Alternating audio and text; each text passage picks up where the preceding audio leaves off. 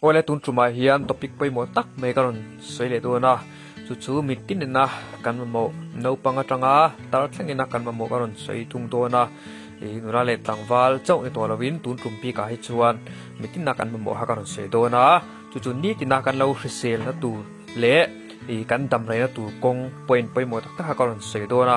chu i lo lok pe ya nangma nge nai lo nei ve thei na turin le lo tang kai pe nge thei nan apula tanga top thleng lo en ta la e chuan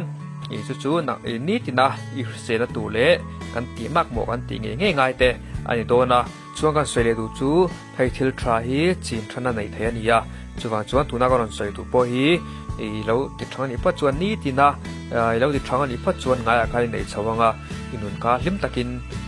i pang the do ani waleng po ni se a re lu tu na kan soi tan ngal me nga pakhana chuan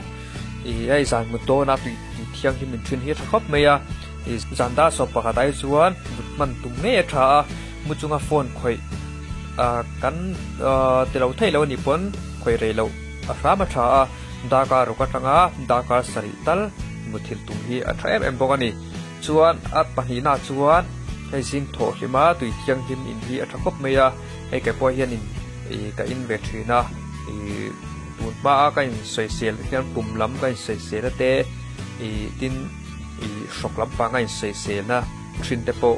tun hua chong ai social tamia lawa chan chu ji kara hian in tui ka in thrina thakop me ya chu wangin lo ti ve nge turin ka du che ya chuan sun lu tui sikle khoi zu tlem chopol in thin te hi athakop me chu chuan in ve thin ta la athat che khai shmei ro ni chuan a hun bi ne ya ei la in mo tha chi thra nei te po hi athakop me ya altinanin zinga cho ya chuan khamikara khan engma ai lovin chuna khan ei le tala lunch ei la chuan chuna breakfast ka te khanin tlaya ei lenga ka tlenga ai tinanin zingkara thili lo ei chuan choi ei kha thei lawang tinanin tlaya chun le tlain kara thil ei fak chuan tlaya choi kha thei lawin choi mu ma lawin ka teng khanin yomanga kha pumina hoem em ya chuan zinga cho thataki enga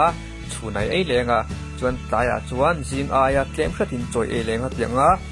ei le in a hun bi ne ya chin thana kan ei chuanin kan taksa kha nge angai dona kan taksa khain chuan taksa hrisil na kamin pe do ani chuan totlia chuanin ni tin da ka chan ve in soi emo ke ya da ka chan ve tal emo kal thri thakop me ya kada share ran chu ming chu ka sai khar dawanga putar ve to tak me ni ya ma ro chu jing tin ke na kal thri ani singa khuyange oman ti chuan extra ala le to an tereng thina ama ro chu ama hi akum rual puya chuan ala in fit khop me ya chu kan soi du chu singa jingkara ke kal thrin hi thakop me chu karon soi du na pakhata ni ya chuan minis sovel tal nelum akin te po hi thakop mai chu chuna ni lawin tla ni lawin jingda sari tanga dar ko in kar ni hi a sel bi kan tia mi thiam te chuan hai nim hring le pa moi tak te po hi an thlir fo tai la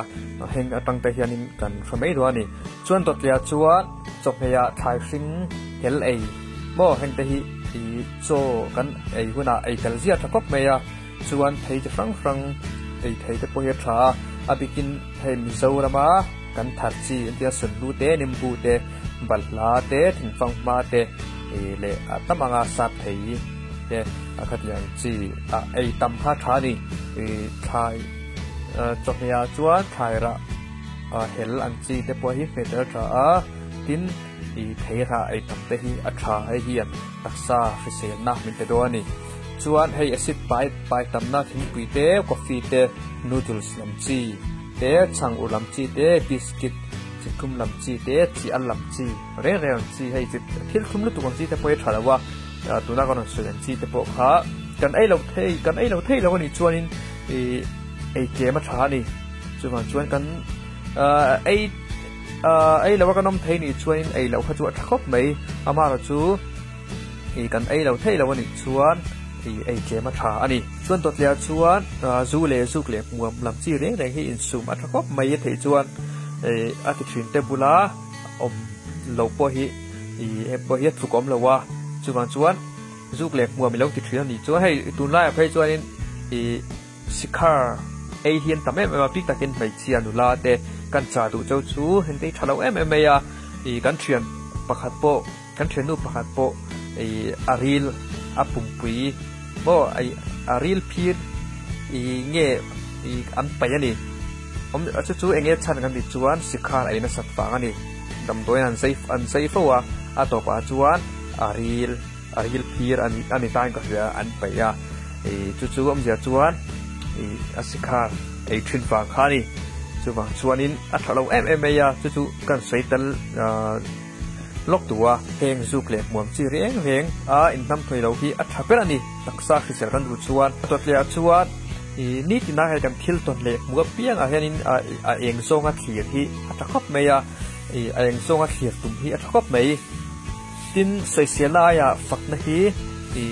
sei tam tum zok tai la heng ta point thakop meya chuwang chuan mi kan sel renga